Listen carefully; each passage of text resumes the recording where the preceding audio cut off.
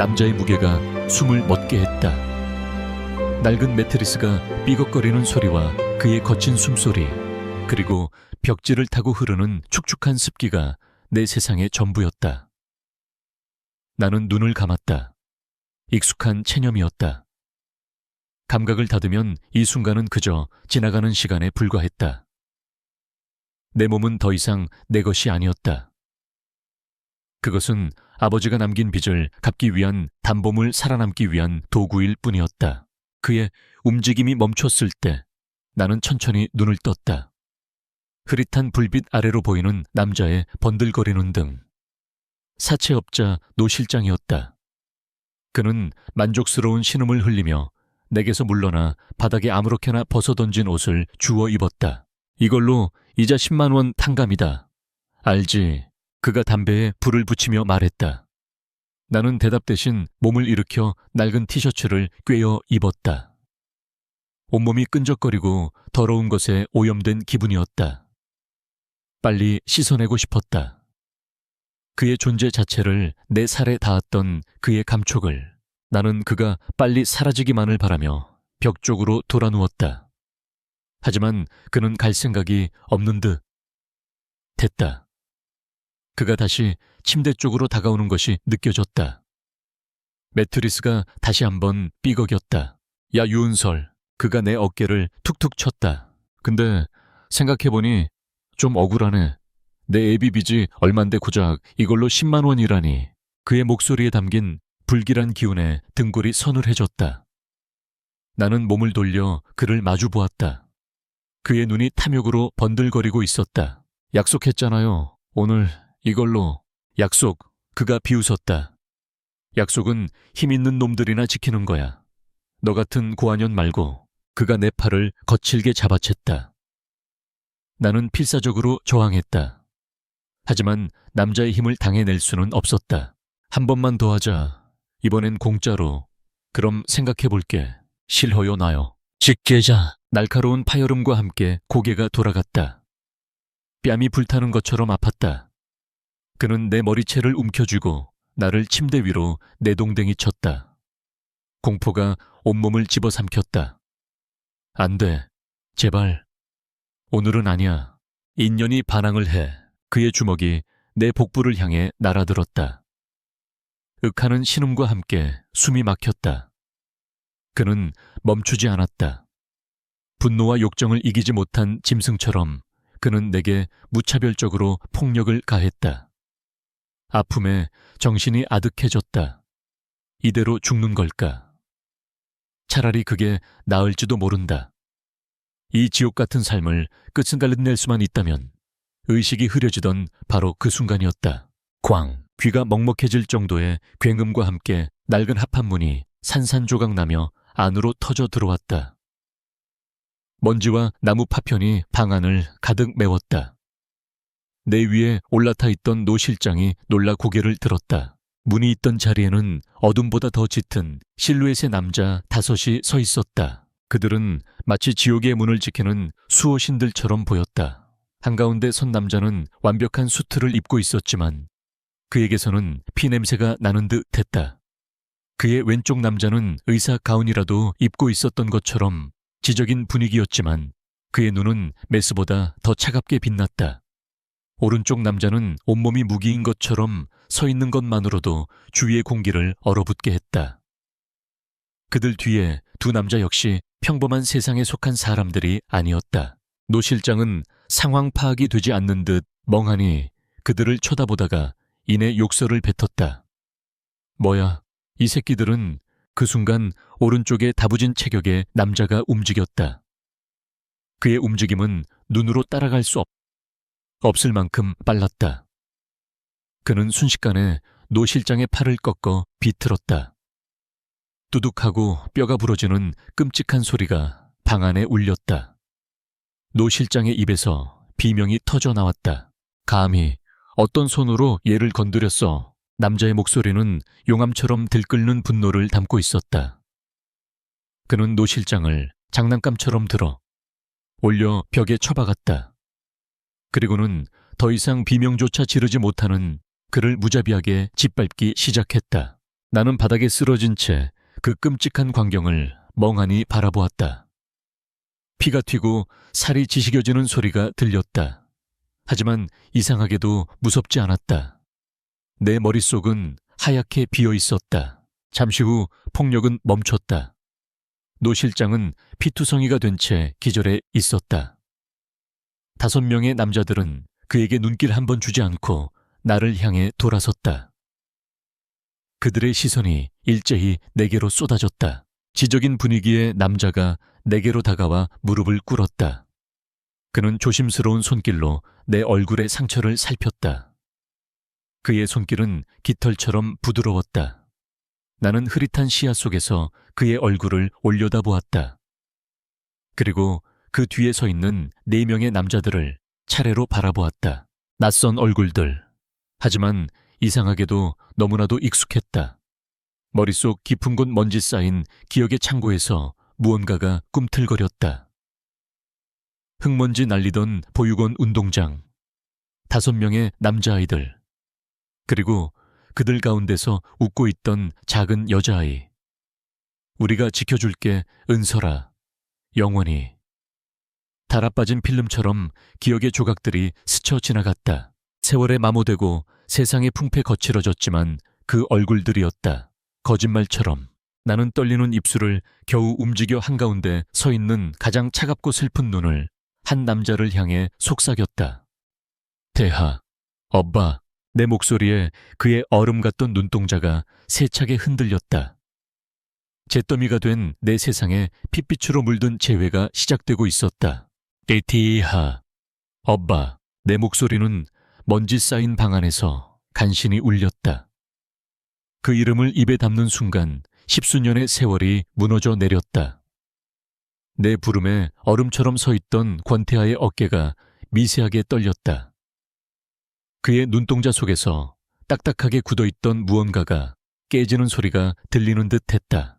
그는 아무 말도 하지 않았다. 대신 곁에 있던 백강구에게 짧게 턱짓했다. 대려가 명령이었다. 백강구는 피투성이인 노 실장에게서는 눈길도 떼지 않은 채 내게로 다가왔다. 맹수 같던 남자가 내 앞에 서자 나는 본능적으로 몸을 움츠렸다. 하지만 내게 닿은 그의 손길은 상상과 달랐다. 그는 마치 깨지기 쉬운 유리 인형을 다루듯 조심스럽게 나를 안아들었다.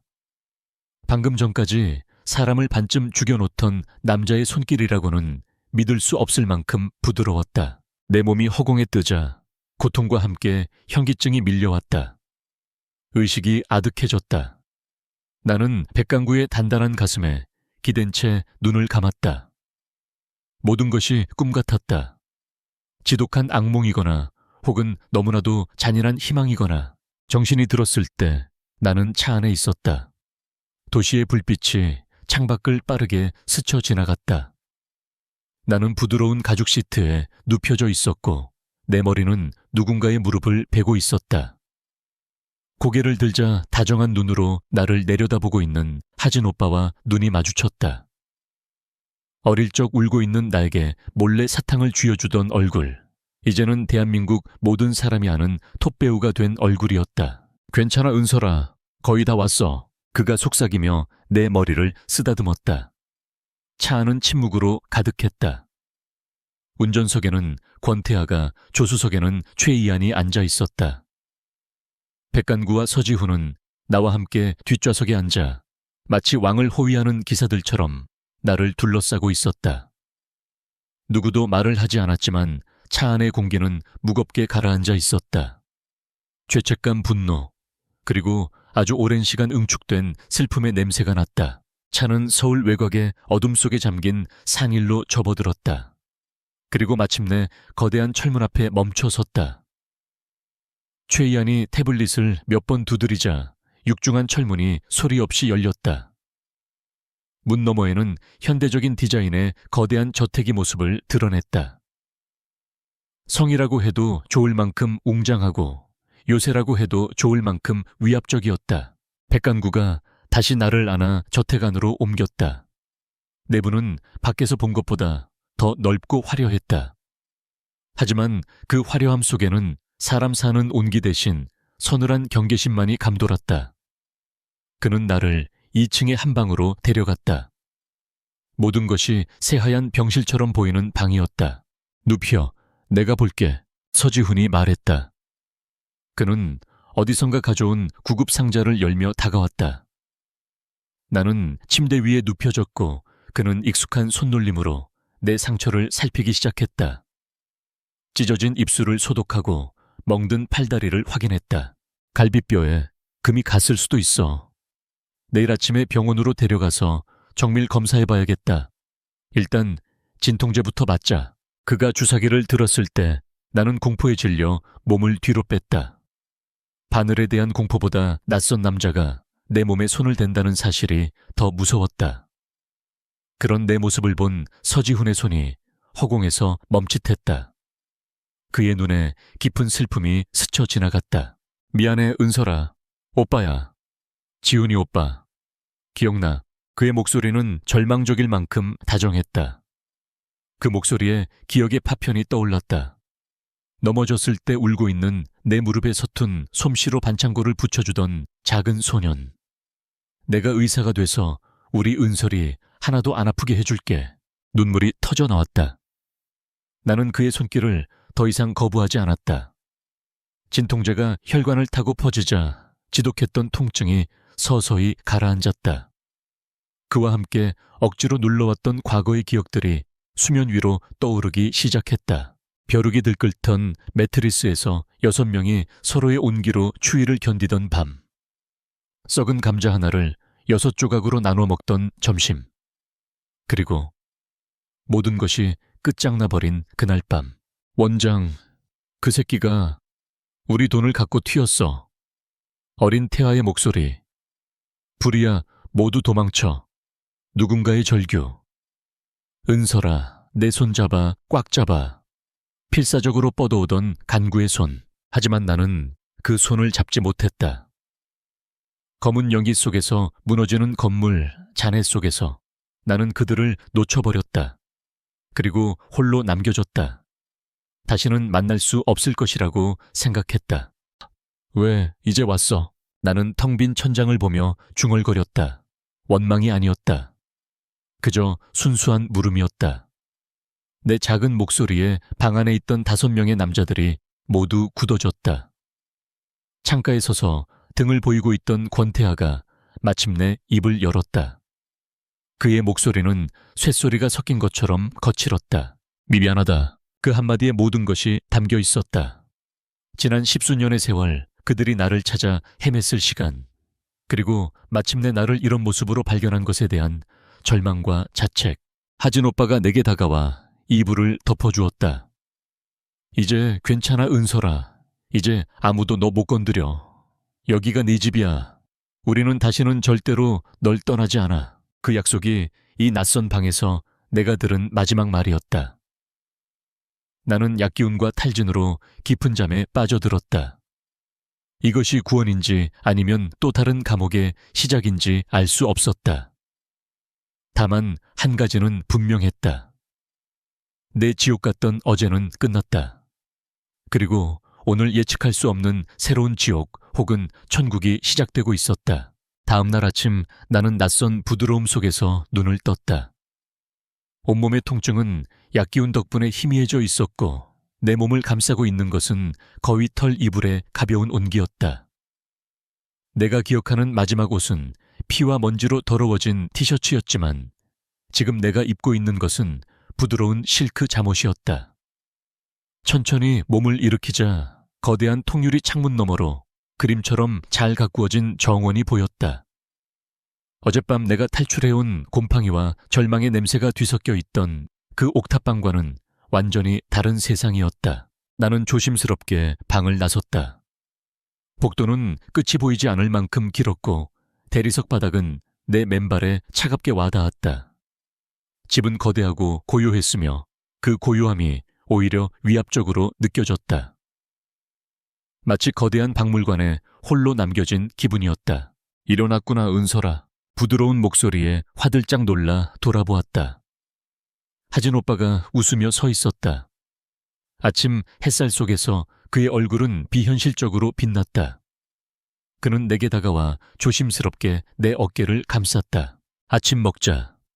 주방장이 너를 위해 특별히 준비했어. 그는 나를 1층의 거대한 식당으로 이끌었다. 긴 원목 식탁에는 호텔 조식 뷔페를 방불케 하는 화려한 음식들이 차려져 있었다. 그리고 식탁에는 4명의 남자들이 이미 앉아 있었다. 그들은 나를 보자 하던 행동을 멈췄다. 방 안의 공기가 순간 무거워졌다. 권태하는 차가운 얼굴로 통화 중이었다. 그의 목소리는 낮았지만 그 안에 담긴 내용은 칼날처럼 날카로웠다. 아니 그냥 해고하는 걸로 끝내지 마.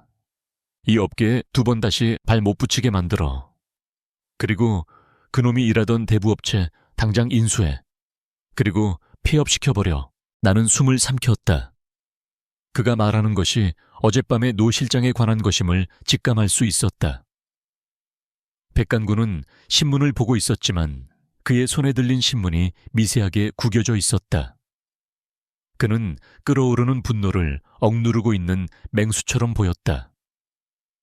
최이아는 노트북 화면에서 눈을 떼지 않았지만 나는 그가 방 안의 모든 움직임을 주시하고 있음을 느낄 수 있었다. 내 과거의 문제들이 그렇게 처리되고 있었다. 법이나 정의가 아닌 압도적인 힘과 돈으로. 그들은 나의 과거를 지우개로 지우든 무자비하고 철저하게 없애고 있었다. 그 사실이 나를 안도하게 만들었지만 동시에 알 수 없는 공포를 느끼게 했다. 그날 이후 며칠 동안 나는 그들이 만들어준 이 완벽한 보호막 속에서 지냈다. 서지훈은 매일 내 상처를 치료해 주었고 하진은 내가 지루해할까봐 최신 영화와 책들을 가져다 주었다. 주방장은 매 끼니마다 내 입맛에 맞는 산의 진미를 차려냈다. 나는 더 이상 굶주리지 않았고 누구의 위협도 받지 않았다. 안전했다. 하지만 나는 자유롭지 않았다. 어느 날 오후 답답한 마음에 혼자 정원으로 산책을 나갔다. 신선한 공기를 마시며 잠시 잊고 있던 해방감을 느끼는 순간 등 뒤에서 인기척이 느껴졌다. 백간구였다. 그는 아무 말 없이 그러나 단호한 태도로 내 뒤를 따랐다. 내가 저택의 문 쪽으로 다가가자 그는 내 앞을 막아섰다. 어디가? 그냥 잠깐 밖에 혼자선 안 돼. 그의 목소리에는 타협의 여지가 없었다. 나는 결국 발길을 돌려야 했다. 이 저택은 나를 보호하는 요새인 동시에 나를 가두는 감옥이었다. 최야는 나에게 최신형 노트북을 가져다 주었다. 하지만 나는 그 노트북으로 인터넷에 접속하는 것이 망설여졌다. 내 모든 활동이 그의 눈에 의해 감시당하고 있을 거라는 불길한 예감이 들었기 때문이다. 나는 돈으로 살 수 있는 모든 것을 가졌지만 나 자신의 의지로 할 수 있는 것은 아무것도 없었다. 5명의 남자들의 존재는 그 자체로 나를 압도했다. 그들은 내 오빠들이었지만 동시에 지난 10수년의 세월 동안 완전히 다른 사람으로 변해버린 낯선 남자들이었다. 권태하의 죄책감 어린 시선은 나를 숨막히게 했다. 백강구의 억눌린 분노는 언제 터질지 모르는 시한폭탄 같았다. 최이안의 소리 없는 관찰은 나를 벌거벗은 기분으로 만들었고 하진의 과잉보호에 가까운 친절은 때로 부담스러웠다.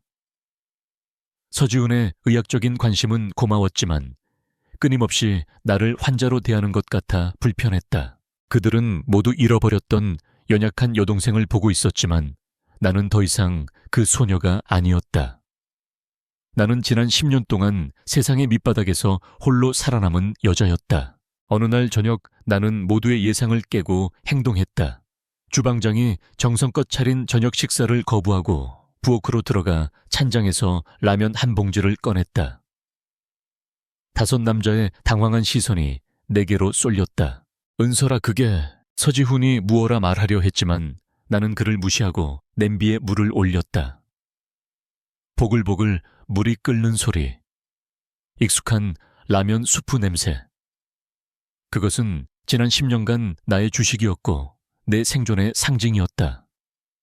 이것은 나의 작은 반항이었다. 나는 당신들이 주는 대로 받아먹기만 하는 인형이 아니라는, 나 역시 나만의 방식과 삶이 있다는 무언의 시위였다. 나는 완성된 라면을 들고 그들이 앉아있는 화려한 식탁이 아닌 부엌의 작은 보조 식탁에 앉아 먹기 시작했다. 아무도 나를 말리지 않았다. 식당에는 어색한 침묵만이 흘렀다. 나는 김이 모락모락 나는 라면을 먹으며 생각했다. 그들은 나를 지옥에서 구해냈지만 혹시 나를 또 다른 종류의 감옥으로 데려온 것은 아닐까? 이 화려한 세상은 너무나도 안락했지만 창살 없는 감옥이라는 사실은 변하지 않았다. 그리고 그 사실이 나를 미치도록 두렵게 만들었다. 그날 밤 나는 꿈을 꾸었다. 라면을 끓이던 부엌이 아니었다. 호화로운 침실도 아니었다. 나는 다시 어둡고 냄새나는 보육원의 2층 침대로 돌아가 있었다. 내 옆에는 새근새근 잠든 오빠들의 숨소리가 들렸다. 작고 연약하지만 세상에서 가장 든든했던 나의 가족. 하지만 평화는 길지 않았다. 어디선가 매캐한 연기 냄새가 나기 시작했다.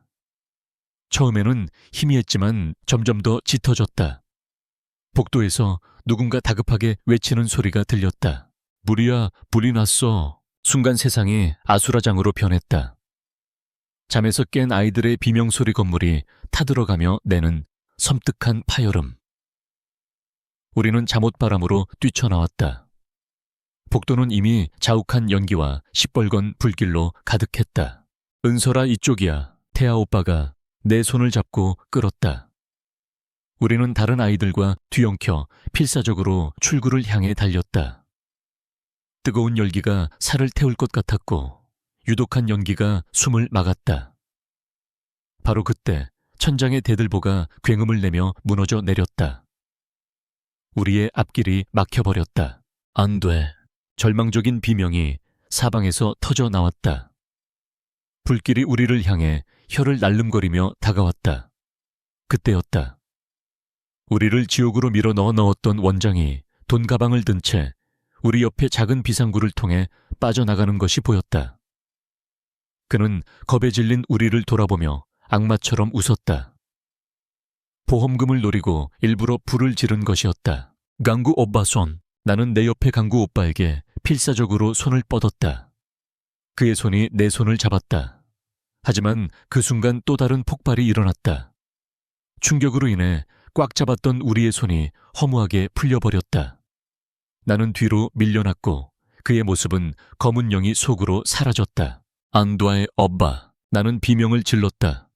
목이 찢어질 듯이. 이봐 안 돼. 나는 거친 숨을 몰아쉬며 잠에서 깨어났다. 심장이 미친 듯이 날뛰었고 온몸은 식은땀으로 흠뻑 젖어 있었다. 하지만 비명은 끝나지 않았다. 끊지지 않았다. 나는 여전히 불타는 보육원 안에 갇혀 있었다. 눈앞에 고급스러운 가구들이 시뻘건 불길로 보였다. 목구멍으로 연기가 넘어오는 것 같아 숨을 쉴 수가 없었다. 캑캑거리며 목을 부여잡았다. 살려줘. 숨을 쉴 수가 없어. 은설아. 방문이 벌컥 열리며 남자들이 뛰어들어왔다. 태아 강구 하진 이안. 그들의 얼굴이 공포와 당혹감으로 일그러져 있었다. 그들이 내게 다가오려 했다. 오지마 불길이. 나는 비명을 지르며 침대 구석으로 기어갔다. 그때 한 사람이 그들을 가로막았다. 지훈 오빠였다. 물러서. 다들 나가.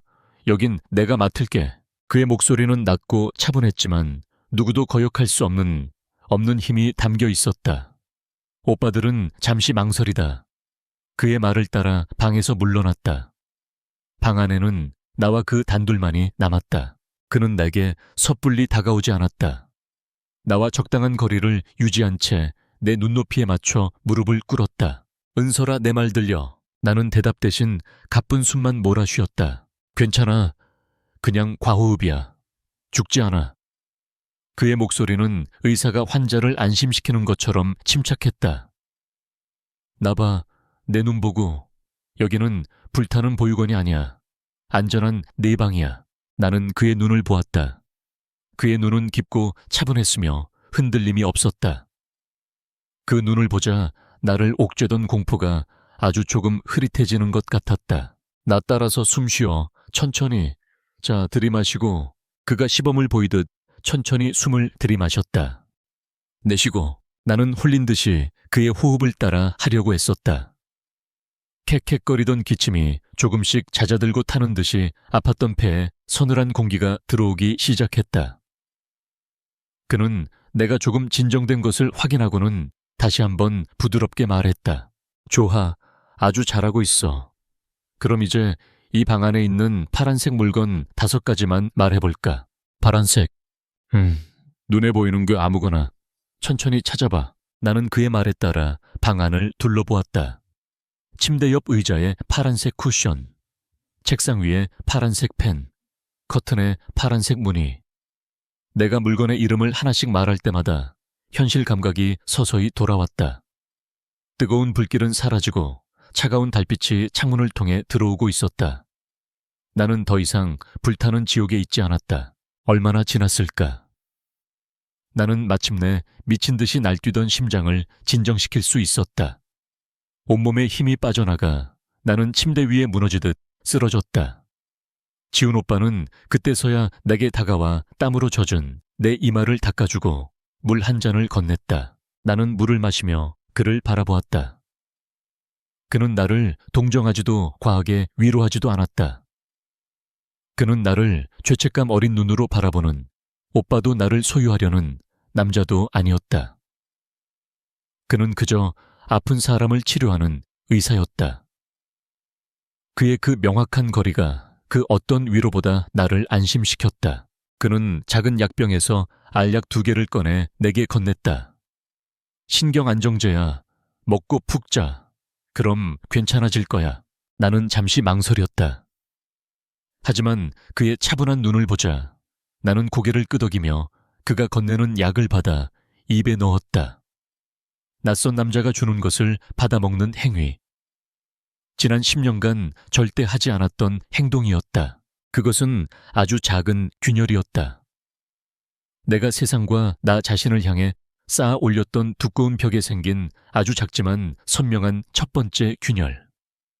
이 거대하고 위압적인 성 안에서 나는 어쩌면 기댈 수 있는 단 한 사람을 찾았는지도 모른다. 그날 이후 서지훈 오빠는 나의 유일한 숨구멍이 되었다. 그는 매일 아침 내 방에 들러 상처를 확인하고 혈압을 재고 어젯밤에는 잠을 잘 잤는지 물었다. 그의 방문은 규칙적이고 예측 가능했으며 거기에는 어떤 감정적인 강요도 없었다. 그는 의사로서의 본분에 충실했고 나는 환자로서 그의 보호를 받았다. 다른 오빠들도 나와 그의 관계를 알아차렸는지 우리가 함께 있을 때는 조용히 자리를 비켜주었다. 그들 나름의 배려였지만 나는 그들의 배려 속에 담긴 죄책감의 무게를 느낄 수 있었다. 며칠이 지나 상처는 꾸준히 나아지고 있었다. 하지만 몸의 상처가 아물수록 마음의 상처는 더욱 선명하게 골마갔다. 나는 종종 아무런 이유 없이 공황에 빠졌다. TV 드라마에서 남자가 여자에게 소리치는 장면을 보기만 해도 숨이 가빠졌고 주방에서 칼이 바닥에 떨어지는 소리만 들어도 온몸이 굳어버렸다. 그럴 때마다 나는 유령처럼 집안을 떠돌다가 그의 서재 문 앞에서 발걸음을 멈추곤 했다. 그의 서재는 약품 냄새와 낡은 책 냄새가 섞여 있었다. 그 냄새는 이상하게도 나를 안정시켰다. 그곳은 이 집에서 유일하게 어떤 위협도 느껴지지 않는 공간이었다. 그날은 유난히 힘든 날이었다. 창밖에 비가 내리고 있었고 빗소리는 내 머릿속에 불안한 소음들을 증폭시켰다. 나는 또다시 내 몸과 영혼이 분리되는 끔찍한 감각에 시달렸다. 내 몸이 내가 아닌 것 같았다. 더럽고 망가졌으며 누구라도 함부로 할 수 있는 빈 껍데기. 나는 샤워기 아래에서 몇 시간이고 뜨거운 물로 몸을 문질렀지만 더러움은 씻겨나가지 않았다. 결국 나는 젖은 머리 그대로 그를 찾아갔다. 그는 서재 책상에 앉아 의학 서적을 보고 있었다. 내가 들어서자 그는 책에서 눈을 떼고 나를 바라보았다. 그의 시선에는 늘 그렇듯 담담한 걱정이 담겨 있었다. 은설아, 나는 아무 말도 할 수 없었다. 그저 문 앞에 서서 아이처럼 떨고만 있었다. 어떻게 말해야 할까? 내 몸이 내 것이 아닌 것 같다는 이 끔찍한 기분을, 나는 내가 더럽고 망가졌다고 느낀다는 이 절망감을. 그는 내게 다가와 내 차가운 손을 보더니 조용히 자신의 두 손으로 감쌌다. 그의 손은 따뜻하고 건조했다. 그 온기가 내 피부를 통해 심장까지 전해지는 것 같았다. 제 몸이 제 것이 아닌 것 같아요. 간신히 쥐어짜낸 내 목소리는 물기에 젖어 있었다. 그는 대답 대신 내 손을 잡고 소파로 이끌었다. 우리는 나란히 앉았다. 그는 내 손을 놓지 않았다. 상처가 아물 때 가장 가려운 법이야. 마음도 똑같아. 지금 네가 느끼는 감정은 네 마음이 나으려고 애쓰고 있다는 증거야. 그의 목소리는 최고의 명약처럼 부드럽게 내 불안을 잠재웠다. 나는 그의 어깨에 기대어 눈을 감았다. 이 남자 곁에서는 괜찮았다. 이 남자 곁에서는 잠시나마 내가 온전한 인간인 것처럼 느껴졌다. 얼마나 지났을까? 나는 천천히 고개를 들어 그를 바라보았다. 그가 나를 내려다보고 있었다. 그의 눈에는 욕망이 아닌 깊은 이해와 연민이 담겨 있었다. 나는 홀린 듯이 내 손을 들어 그의 뺨에 가져갔다. 그의 따뜻한 피부 감촉. 나는 확인하고 싶었다. 이 안전함이 진짜라는 것을. 그는 내 행동에 잠시 놀란 듯 했지만 피하지 않았다. 그는 내 눈을 똑바로 바라보았다. 마치 정말 괜찮겠어 하고 묻는 것처럼. 나는 대답 대신 그의 뺨을 감싼 손에 힘을 주며 조금 더 다가갔다. 그는 아주 천천히 내가 마음을 바꿀 시간을 주는 것처럼 고개를 숙여 내게 입을 맞췄다. 그의 입술은 부드럽고 조심스러웠다. 그것은 빼앗는 키스가 아니었다. 내게 감각을 되돌려주는 치유의 키스였다. 내 머릿속에서 경고음이 울렸다. 위험해. 도망쳐. 과거의 기억들이 비명처럼 스쳐 지나갔다. 거칠고 아프고 폭력적이었던 수많은 그런 접촉들. 하지만 그의 손길은 달랐다. 그는 내 잠옷의 단추를 하나씩 풀면서도 끊임없이 내 반응을 살폈다. 그의 모든 움직임은 질문이었다. 나는 그의 눈을 보며 고개를 끄덕이는 것으로 대답했다. 그는 의사가 환부를 살피듯 내 몸의 상처들을 하나씩 어루만졌다. 멍이 들었던 자리 흉터가 남은 곳, 그의 손길이 닿는 곳마다 수치심의 기억 대신 따뜻한 온기가 스며들었다. 그는 내게 속삭였다. 이건 내 거야, 은설아. 누구도 함부로 할 수 없는 너의 소중한 몸이야. 그의 애무는 나를 서두르지 않았다. 그는 내가 잊고 있던 감각들을 하나씩 일깨워 주었다. 내 몸이 쾌감을 느낄 수 있는 존재라는 것을, 사랑받을 수 있는 존재라는 것을 상기시켜 주었다.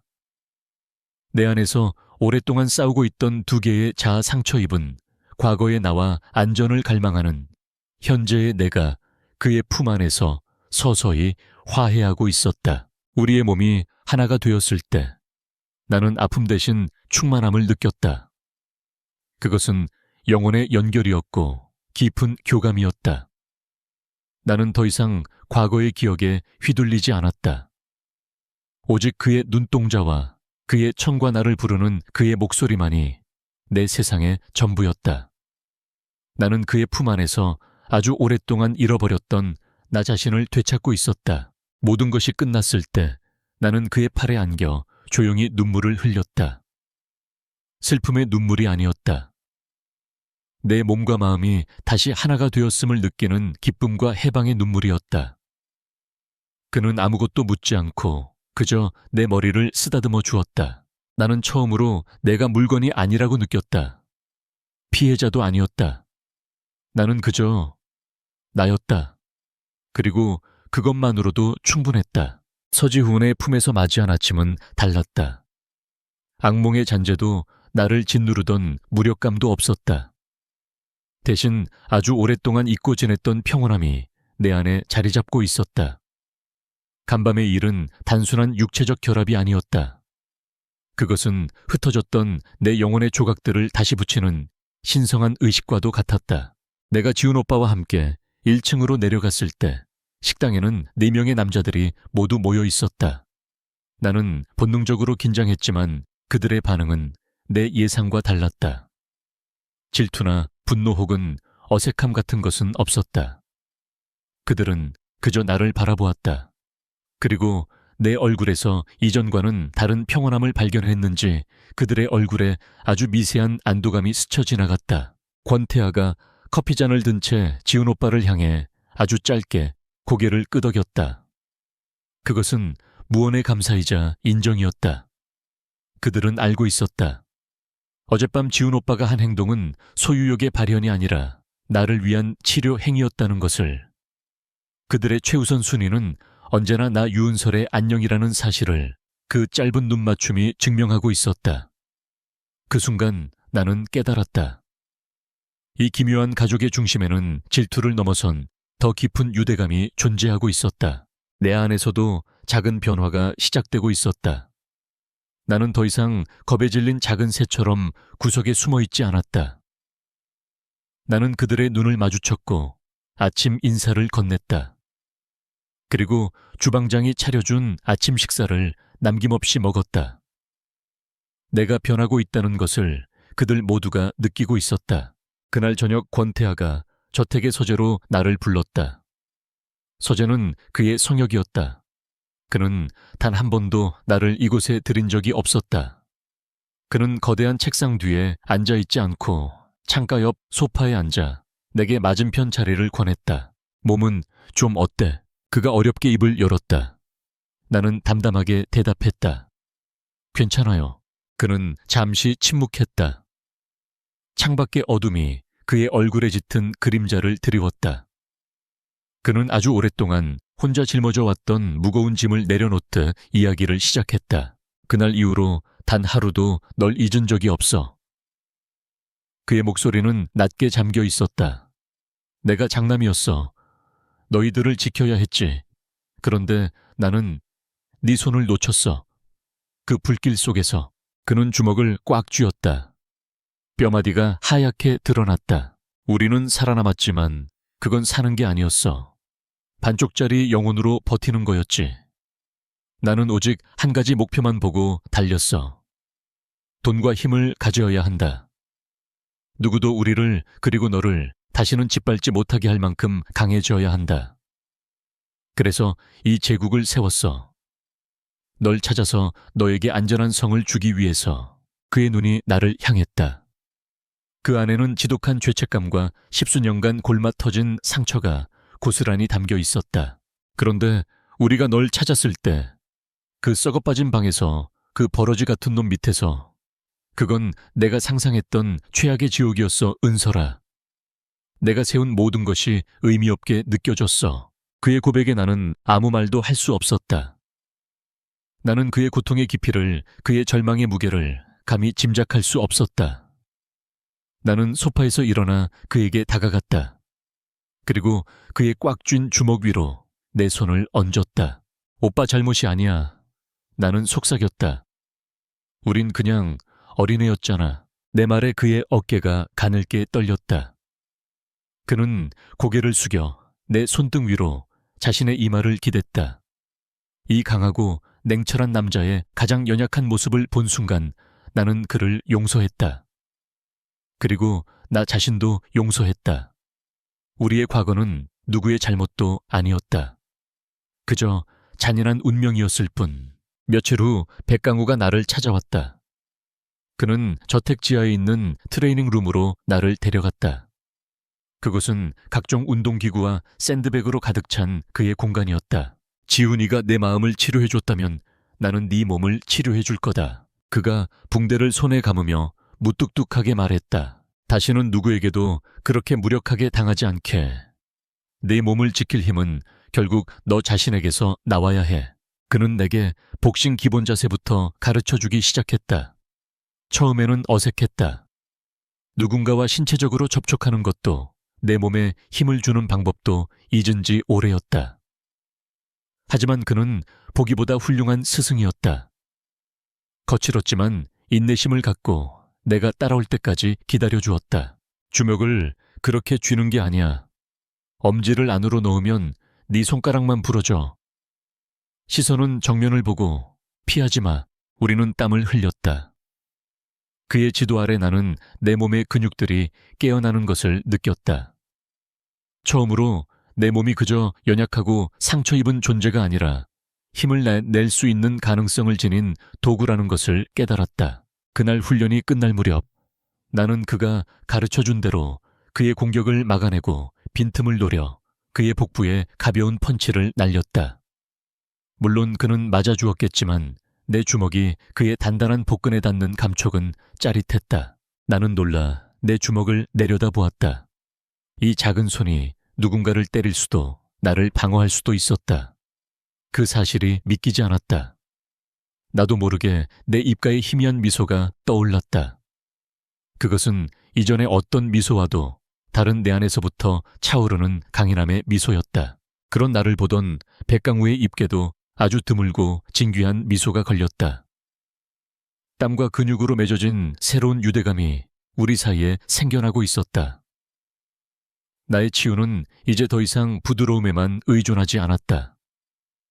나는 나 자신의 힘을 찾아가고 있었다. 시간이 흐르면서 백강구와의 훈련은 내 일상의 중심이 되었다. 새벽마다 우리는 지하 트레이닝 룸에서 땀을 흘렸다. 처음에는 그의 지시에 따라 간신히 몸을 움직이던 나는 이제 제법 능숙하게 그의 공격을 막아내고 반격을 할 수 있게 되었다. 내 몸은 변하고 있었다. 군살이 빠지고 그 자리에 단단한 근육이 붙었다. 늘 겁에 질려 움츠러들었던 어깨는 활짝 펴졌고 걸음걸이에는 자신감이 묻어났다. 육체의 변화는 정신의 변화를 이끌었다. 나는 더 이상 무력한 피해자가 아니었다. 내 안에는 스스로를 지킬 수 있는 힘이 자라고 있었다. 땀을 흘리는 동안 나는 과거의 악몽을 잊을 수 있었다. 샌드백을 향해 주먹을 날릴 때마다 내 안에 쌓여있던 분노와 수치심이 함께 터져나가는 것 같았다. 훈련이 계속되면서 나와 그 사이의 공기도 변하기 시작했다. 우리는 스승과 제자였지만 스파링을 위해 몸이 부딪힐 때마다 낯선 긴장감이 흘렀다. 땀 냄새 거친 숨소리, 서로의 천. 그 모든 것이 너무나도 선명하게 느껴졌다. 지훈 오빠와의 관계가 고요한 호수 같았다면 간구 오빠와의 관계는 언제 터질지 모르는 휴화산 같았다. 그날도 우리는 평소처럼 대련을 하고 있었다. 그는 그 어느 때보다 나를 거세게 몰아붙였다. 나는 그의 공격을 막아내기에 급급했다. 그의 눈은 나를 제압하려는 맹수처럼 번뜩였다. 그 눈을 보는 순간 내 안에 무언가가 폭발했다. 과거에 무력했던 내가 지금의 내게 소리치는 것 같았다. 더 이상 당하고만 있지 마. 나는 이성을 잃고 그에게 달려들었다. 그가 가르쳐준 모든 기술을 잊고 본능적으로 주먹을 휘둘렀다. 그는 내 공격을 가볍게 피하며 내 팔을 잡았다. 하지만 나는 포기하지 않고 그의 품으로 파고들어 그의 어깨를 강하게 물었다. 그가 놀라 나를 밀쳐냈다. 나는 매트 위로 넘어졌고 그는 피가 배어 나오는 자신의 어깨를 내려다보았다. 그의 얼굴에는 고통이 아닌 당혹감과 놀라움이 서려 있었다. 그는 성큼성큼 내게 다가와 내 위에 올라타 두 팔을 제압했다. 네오 지금 그가 말을 끝맺지 못했다. 우리는 너무 가까웠다. 그의 뜨거운 숨결이 내 얼굴에 닿았고 땀방울이 내 뺨 위로 떨어졌다. 그의 가슴팍이 거칠게 오르내리는 것이 느껴졌다. 그의 눈동자 속에서 억눌려 왔던 거친 욕망이 불꽃처럼 타오르고 있었다. 나를 내려다보는 그의 눈빛은 더 이상 오빠의 것이 아니었다. 한 남자의 것이었다. 그리고 나는 두렵지 않았다. 오히려 내 안에 무언가가 그의 그 눈빛에 반응하고 있었다. 심장이 터질 것처럼 뛰었다. 그 순간 그가 고개를 숙여 내 입술을 덮쳤다. 그것은 키스가 아니었다. 약탈에 가까웠다. 지훈 오빠의 키스가 상처를 치료하는 부드러운 약이었다면 그의 키스는 상처를 소독하는 독한 알코올 같았다. 거칠고 뜨겁고 정신을 아찔하게 만들었다. 나는 저항하지 않았다. 오히려 그의 목을 감싸 안고 그에게 더 깊이 매달렸다. 이것은 치유가 아니었다. 이것은 확인이었다. 내가 살아있다는 증거. 내 몸이 아픔뿐만 아니라 이런 격렬한 쾌감도 느낄 수 있다는 확인. 그의 거친 손길은 내게 공포가 아닌 살아있다는 짜릿한 감각을 일깨워 주었다. 그의 모든 행동에는 꾸밈없는 솔직함이 있었다. 그는 나를 연약한 인형으로 대하지 않았다. 동등한 상대로 한 명의 여자로 대하고 있었다. 우리는 훈련장의 차가운 매트 위에서 서로를 탐했다. 땀과 열기가 뒤섞이고 거친 숨소리가 텅 빈 공간을 가득 메웠다. 나는 더 이상 수동적인 존재가 아니었다. 나는 나의 쾌락을 요구했고 그의 욕망에 기꺼이 응답했다. 내 안에 잠들어 있던 나조차도 몰랐던 야성이 깨어나고 있었다. 수치스럽다고 생각했던 나의 욕망이 사실은 내가 살아있다는 가장 강력한 증거라는 것을 깨닫고 있었다. 모든 것이 폭풍처럼 지나간 후 우리는 말없이 매트 위에 누워 있었다. 그의 팔이 나를 단단히 감싸 안고 있었다. 침묵은 어색하지 않았다. 가장 솔직한 언어로 서로의 모든 것을 나눈 두 사람 사이에 편안한 침묵이었다. 나는 그의 가슴에 기댄 채 천천히 눈을 떴다. 지훈 오빠는 내 몸이 안전할 수 있다는 것을 가르쳐 주었다. 그리고 강구 오빠는 내 몸이 강해질 수 있고 나의 욕망이 부끄러운 것이 아니라는 것을 가르쳐 주고 있었다. 그것들은 모두 나 자신이었다. 나는 몸을 일으켜 그의 입술에 다시 한번 입을 맞췄다. 이번에는 내가 먼저였다. 이전처럼 격렬하지 않았지만 느리고 자신감 넘치는 키스. 그것은 나의 새로운 시작을 알리는 선언과도 같았다. 화약 냄새가 나는 그의 키스는 내 안에 꺼져 있던 불꽃에 다시 불을 붙였다. 나의 세상에는 새로운 질서가 생겨나고 있었다. 나는 더 이상 한 명의 남자가 아닌 5명의 남자와 함께하는 삶에 적응해가고 있었다.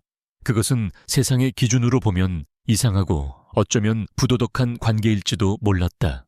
하지만 우리에게는 그것이 가족의 형태였다. 지훈 오빠는 나의 상처 입은 영혼을 위한 안식처였다.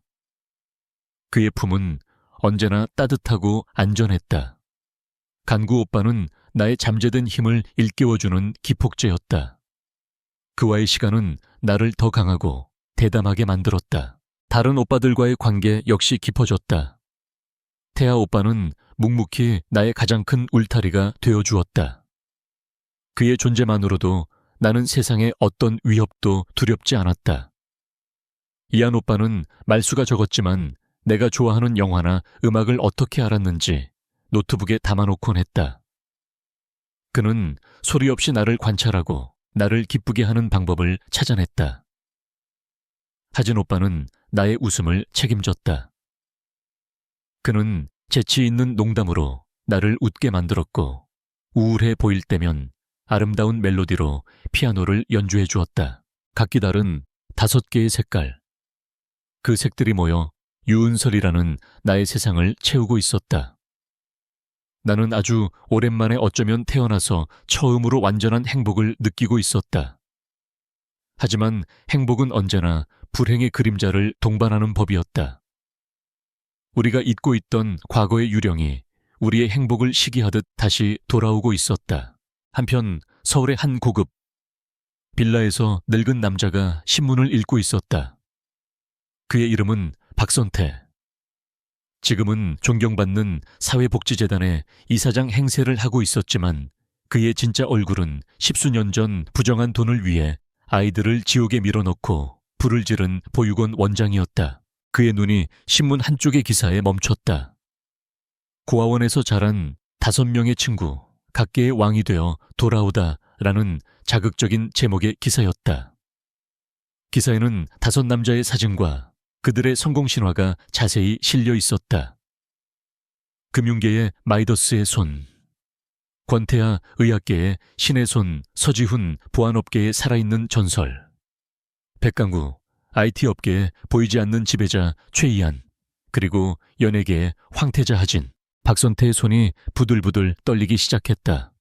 그 얼굴들, 그 이름들, 잊으려야 잊을 수 없는 그날 밤 불길 속에 남겨두고 온 아이들이었다.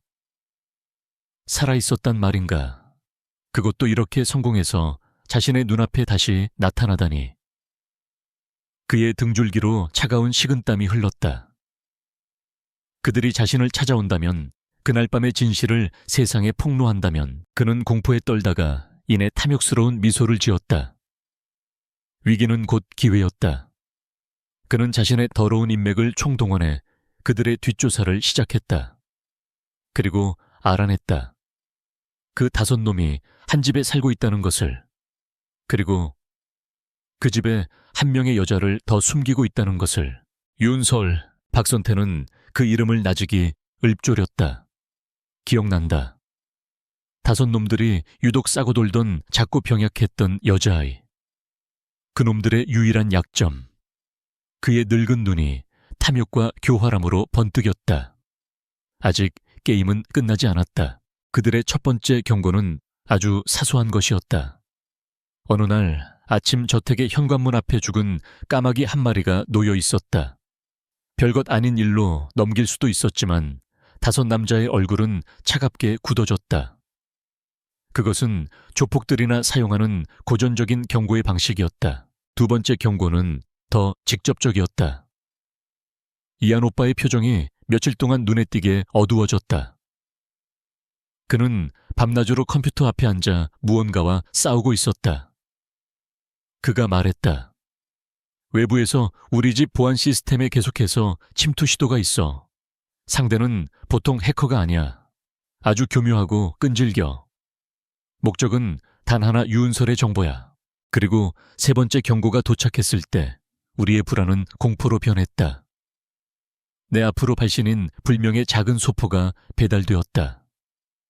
나는 무심코 상자를 열었다. 그 안에는 불에 그을린 낡은 아기 신발 한 짝이 들어있었다. 그날 밤 내가 신고 있었던 바로 그 신발이었다. 악! 나는 비명을 지르며 상자를 떨어뜨렸다. 온몸의 피가 차갑게 식었다.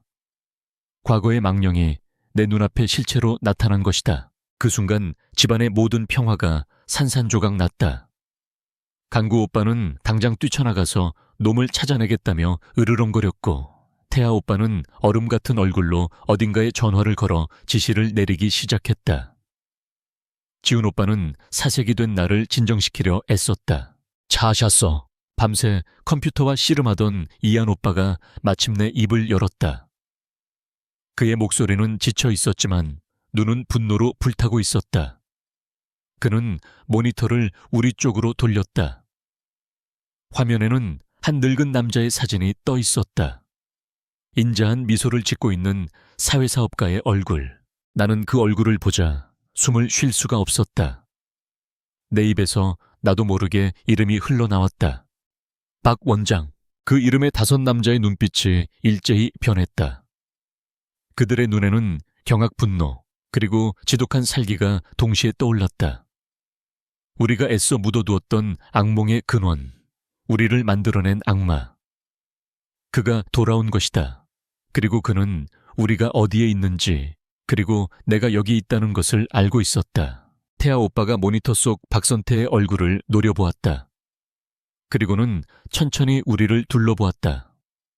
그의 목소리는 강철처럼 차갑고 단단했다. 그놈이 이 전쟁을 시작했다. 끝내는 건 우리가 될 거다. 우리가 쌓아 올린 위태로운 평화의 성벽 위로 과거의 망령이 들이운 거대한 그림자가 드리워지고 있었다. 권태아의 선전포고와 함께 저택은 거대한 전쟁 본부가 되었다. 그의 서재는 24시간 불이 꺼지지 않았고 5남자는 각자의 위치에서 일사불란하게 움직이기 시작했다. 그들의 눈에는 더 이상 나를 향한 죄책감이나 슬픔이 없었다. 오직 과거를 끝장내고 우리의 적을 파멸시키겠다는 차가운 결의만이 존재했다. 최야는 그의 디지털 제국을 총동원해 박선태의 모든 것을 파헤쳤다. 그의 숨겨진 재산 차명 계좌, 정관계 로비스트들과의 비밀스러운 연결고리까지 이 안의 손끝에서 박선태가 평생 쌓아 올린 위선의 가면이 한꺼풀씩 벗겨지고 있었다. 권태하는 이안이 찾아낸 정보를 바탕으로 금융시장에서 박선태의 돈줄을 체계적으로 파괴하기 시작했다. 그가 운영하는 재단과 유령 회사들의 주식을 폭락시키고 그의 사업 파트너들을 압박해 등을 돌리게 만들었다. 백감군은 그의 정예 요원들을 풀어 박선태의 일거수일투족을 감시했다. 동시에 저택의 보안을 철옹성 수준으로 끌어올렸다. 그의 목표는 단 하나 박선태가 우리에게, 특히 내게 어떤 물리적인 위협도 가하지 못하게 하는 것이었다. 하진은 그의 광범위한 미디어 인맥을 이용해 여론을 조성할 준비를 했다. 결정적인 증거가 확보되는 순간 박선태의 추악한 실체를 온 세상에 폭로해 사회적으로 완전히 매장시켜버릴 계획이었다. 그리고 서지훈은 전쟁터의 군의관처럼 우리의 건강과 정신을 챙겼다. 그는 매 며칠 밤을 새우는 우리에게 영양제를 챙겨주었고 극도의 스트레스 속에서도 이성을 잃지 않도록 중심을 잡아주었다. 그들은 나를 이 전쟁에서 배제시키려 했다. 넌 그냥 안전한 곳에 있기만 하면 돼, 은설아. 이건 우리들의 싸움이야. 태알 오빠가 말했다. 하지만 나는 고개를 저었다. 아니, 이건 내 싸움이기도 해. 나는 더 이상 보호만 받는 연약한 존재가 아니었다. 나는 그들의 가장 강력한 무기가 될 수 있었다.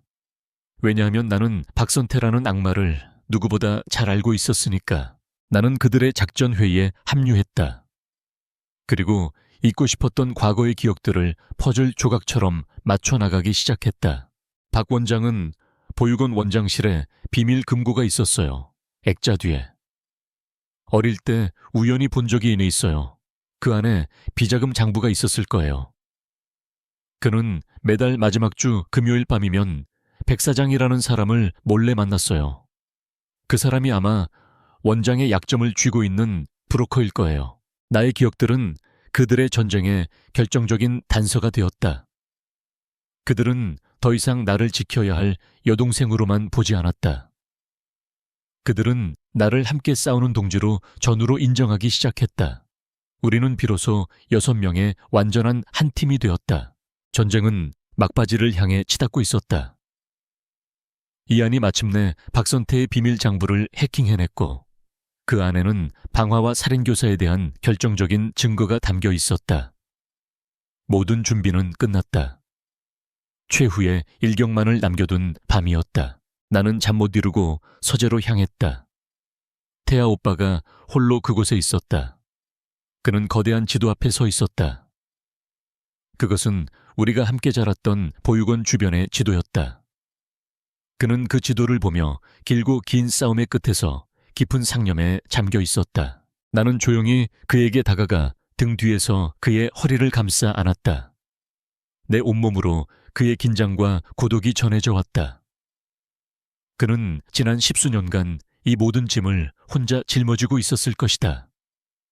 내 행동에 그의 어깨가 잠시 굳었다가 이내 천천히 힘이 풀렸다. 그가 몸을 돌려 나를 마주보고 깊게 안았다. 우리는 아무 말도 하지 않았다. 하지만 모든 것을 이해할 수 있었다. 이 위태로운 전쟁 속에서 우리는 서로의 마지막 안식처였다. 나는 그의 품에 안겨 문득 깨달았다. 내 마음의 형태를. 사랑해요, 태하 오빠. 나는 그의 눈을 보며 속삭였다. 그리고 용기를 내어 내 마음속의 혼란을 모두 고백했다. 그리고 지훈 오빠도 사랑해요. 강구 오빠도, 이한 오빠도, 하진 오빠도. 나 잘못된 걸까요? 5사람을 전부 사랑하는 거. 내 고백에 그의 눈이 깊어졌다. 그는 내 뺨을 부드럽게 감쌌다. 그의 눈에는 어떤 비난이나 혼란도 없었다. 오직 완전한 이해와 수용만이 존재했다. 아니, 은설아. 그의 목소리는 그 어느 때보다 부드러웠다. 그건 잘못된 게 아니야. 그게 우리야. 그게 우리의 가족이야. 그의 말에 내 마지막 불안의 벽이 허물어졌다. 그는 고개를 숙여 내게 입을 맞췄다. 그의 키스는 지훈 오빠처럼 치유적이지도 강구 오빠처럼 격렬하지도 않았다. 그것은 서약의 키스였다. 왕관의 무게를 쓴 왕이 그의 유일한 여왕에게 바치는 깊고 장엄한 맹세와도 같았다. 그의 품에 안겨 나는 더 이상 과거에 얽매이지 않았다. 이것은 상처의 치유를 넘어선 완전한 구원이었다.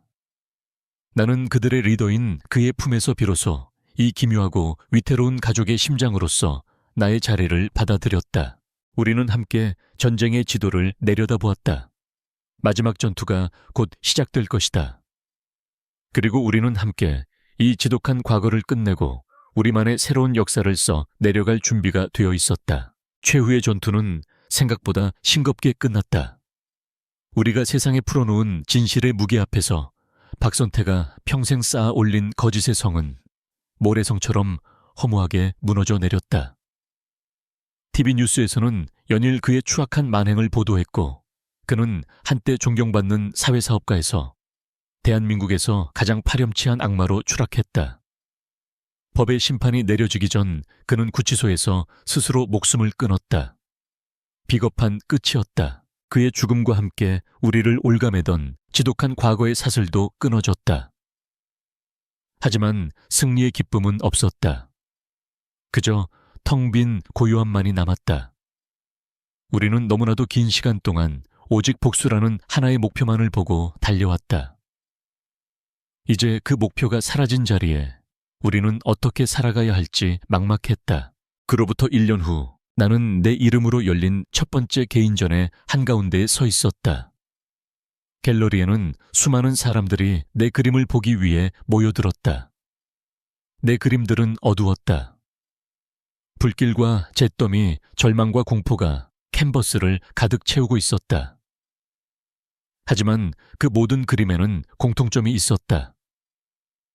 아무리 짙은 어둠 속이라도 그 안에는 반드시 작은 빛 혹은 서로를 의지하며 어둠에 맞서는 6개의 그림자가 존재했다. 내 그림은 나의 상처이자 나의 구원이었다.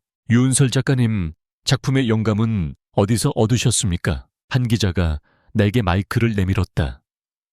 나는 잠시 숨을 고르고 갤러리 한쪽에 서 있는 나의 남자들을 바라보았다. 그들은 더 이상 나를 과잉 보호하는 경호원처럼 굴지 않았다. 그들은 그저 자랑스러운 눈으로 나를 지켜보고 있었다. 권태하는 미술계의 거물과 이야기를 나누고 있었고 하진은 기자들을 능숙하게 상대하고 있었으며 백간구는 매의 눈으로 전시장 보안을 살피고 있었다. 서지훈은 따뜻한 미소로 내게 용기를 보내고 있었고 최이하는 구석에서 노트북으로 실시간 온라인 반응을 체크하고 있었다. 나는 마이크를 향해 내 평생의 용기를 담아 미소 지었다. 제 작품은 생존에 관한 이야기입니다. 가장 깊은 상처가 어떻게 가장 강한 유대를 만드는지에 대한 이야기죠. 그리고 가족이란 태어나는 것이 아니라 함께 만들어가는 것이라는 믿음에 대한 이야기이기도 합니다. 내 대답에 갤러리 안이 조용한 감동으로 술렁였다. 그날 밤 우리는 성공적인 전시회를 축하하기 위해 저택의 정원에 모였다. 화려한 파티는 없었다. 그저 우리 6명 와인 몇 병, 그리고 밤하늘의 별들 뿐이었다. 우리는 말없이 와인잔을 부딪혔다. 나는 내 옆에 앉은 5 남자를 차례로 둘러보았다. 이 기묘하고 아름다운 나의 가족. 나는 평범한 삶을 살 수 없을 것이다. 한 명의 남자와 결혼하고 아이를 낳고 소소한 행복을 누리는 그런 삶. 하지만 나는 더 이상 그런 삶을 원하지 않았다. 그들은 나를 구해내어 평범한 삶을 살게 해주려 한 것이 아니었다. 그들은 우리가 함께 비범한 삶을 살아갈 수 있도록 나를 구해낸 것이었다. 사람들은 우리를 이해하지 못할지도 모른다. 손가락질할지도 모른다. 하지만 상관없었다. 행복이란 흉터가 없는 삶이 아니었다. 행복이란 나의 모든 흉터에 기꺼이 입 맞춰줄 사람들을 만나는 것이었다. 가족이란 혈연이나 사회의 규칙으로 정의되는 것이 아니었다. 세상이 잿더미로 변했을 때 내 곁에 함께 서 있는 사람이 누구인지로 정의되는 것이었다.